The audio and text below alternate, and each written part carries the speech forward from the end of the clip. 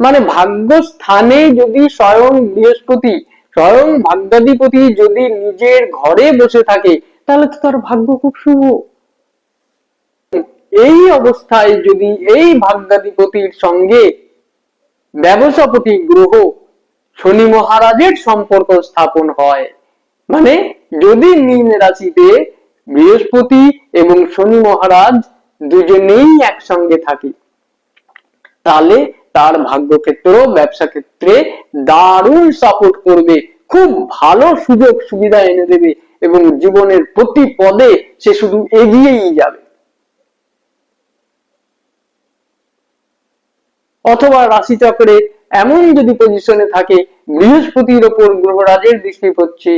গ্রহরাজের ওপরে বৃহস্পতির দৃষ্টি পড়ছে, গ্রহরাজ বলতে শনি মহারাজ, শনি মহারাজের ওপর বৃহস্পতির দৃষ্টি পড়ছে, বৃহস্পতির ওপর শনি মহারাজের দৃষ্টি পড়ছে, তাহলে তার ভাগ্যক্ষেত্র, ব্যবসা ক্ষেত্রে বিশেষ সাহায্য করবে এবং কর্মজীবনে তাকে ব্যবসা ক্ষেত্রেই টেনে নিয়ে আসবে। জন্মকালীন রাশিচক্রে এই বৃহস্পতি যদি বৃষ রাশিতে থাকে, বৃষ রাশি হচ্ছে একাদশ স্থান,